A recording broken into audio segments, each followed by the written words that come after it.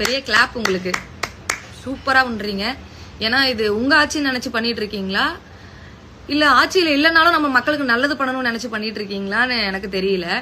இதை ஏன் நான் சொல்றேன்னா மக்களே, நேத்து வந்து ஒரு கோயம்புத்தூர்ல ஒரு குழந்தையோட உயிர் போனதை பத்தி இப்போ வரைக்கும் பரபரப்பா பேசப்பட்டு இருக்கு.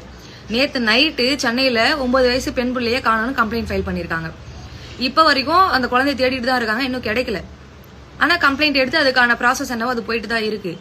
ஆனா நேத்து ஒரு விஷயம் நடந்ததை பத்தி இவனுக்கு தான் நாங்க ஓட்டு போட்டு ஜெயிக்க வச்சோமா, இவன் நல்லது பண்ணிட்டானா, இவன் அது பண்ணிட்டானா இது பண்ணிட்டான்னு எவ்வளோ பேர் பேசிட்டு இருக்கீங்க இதே சோசியல் மீடியால.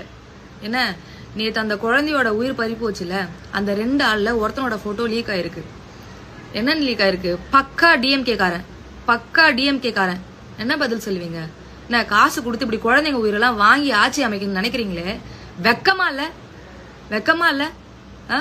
என்னடா இது வந்து 13 நாள்ல திடீர்னு ஒரு நாள்ல இத்தனை குழந்தைங்க காணாம போதே, இத்தனை உயிர் போதேன்னு யோசிச்சுட்டு இருந்தோம்.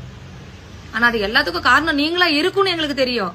ஆனா இவ்ளோ பப்ளிக்கா வந்து மாட்டி இப்படி காரி துப்புவாங்க மக்கள் உங்களுக்கு எங்களுக்கு தெரியாம போயிருச்சு. ஒரு தனி மனுஷன் ஆட்சி அமைச்சு 13 நாள்ல எவ்வளோ நல்லதை வந்து பண்றாரு, எவ்வளோ நல்லது பண்ணிருக்காரு. ஆனா எப்படா இவ்வளோ பண்ணி இதெல்லாம் சைட்ல நடக்குதுன்னு பார்த்தா குட் ஜாப் அண்ணா, குடும்பத்தோட சேர்ந்து சூப்பரா பண்றீங்க போல. வெக்கமா இல்ல?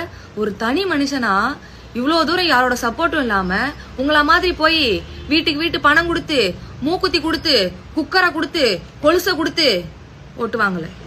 உங்க பிள்ளையா, உங்க அண்ணனா, உங்க தம்பியா நினைச்சு ஓட்டு போடுங்க கையெடுத்து கும்பிட்டானே மனுஷன். நீங்களா மனுஷனாயா? மிருகம் மாதிரி நடந்துக்கிறீங்க. வெக்கமா இல்ல?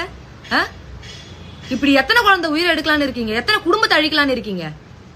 கரண்ட் போச்சுன்னு அவ்வளவு பரபரப்பா பேசுனீங்க. என்னடா இந்த விஷயத்தை இவ்வளவு இதுவா பேசுறாங்கன்னு பார்த்தா அதையும் காசை கொடுத்து நீங்க பண்ண வச்சிருக்கீங்க. ஒரு குழந்தையோட உயிர் எவ்வளவு முக்கியம் தெரியுமா?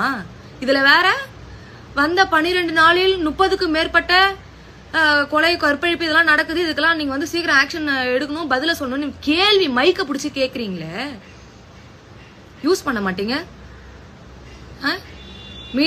மீடியால மைக்க பிடிச்சி பேசுறமே, என்னைக்காவது ஒரு நாள் வெளியே வந்துரும் தெரியாது? அசிங்கமா இல்ல? இப்படிதான் இத்தனை நாள் வந்து ஆட்சி பண்ணிட்டு இருந்தீங்களா? என் வீட்டுல எல்லாம் பக்கா டிஎம்கே காரங்க, எல்லாமே அவங்க ஒரு பொறுப்புல இருக்கக்கூடிய போஸ்டிங்ல இருக்கக்கூடிய ஆளுங்க தான். என்ன எனக்கு வந்து இந்த கட்சிக்கு பேசணும் அந்த கட்சிக்கு பேசணும்லாம் கிடையாது. தப்பு எங்க இருக்கோ நான் அதை கேட்கறேன். இன்னொன்னு வந்துட்டு வீடியோவை ரிப்போர்ட் எப்படி மக்கள் எனக்கு தெரியல, அது மட்டும் கொஞ்சம் கமெண்ட்ல சொல்லுங்க. எவ்வளவு பேர் ரிப்போர்ட் அடிச்சா வீடியோ டெலீட் ஆகும்னு எனக்கு தெரியல.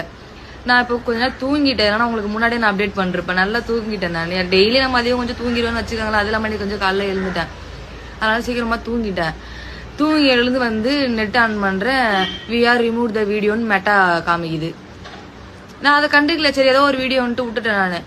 அதுக்கப்புறம் வந்து ஐபில போய் செக் பண்ணாதான் இருக்குது, என்ன வீடியோ டெலீட் பண்ணிட்டேன், என்ன பயமா இருக்கா அப்படின்னு கேக்குறாங்க. எனக்கு புரியல, நான் எதுக்குடா பயப்படணும்? இருக்கிற உண்மையை பேசுறேன், பாக்குற உண்மையை பேசுறேன். அது உண்மையா பொய்யான்ட்டு நீங்க விமர்சனம் பண்றீங்க, ஓகே ரைட்டு. அது என்ன வந்து பயந்துட்டியா? எனக்கு புரியலையே. அதுக்கு நீங்க வீடியோ வந்து ரிப்போர்ட் பண்ணாம இந்த கேள்வி கேட்டிருக்கலாம்.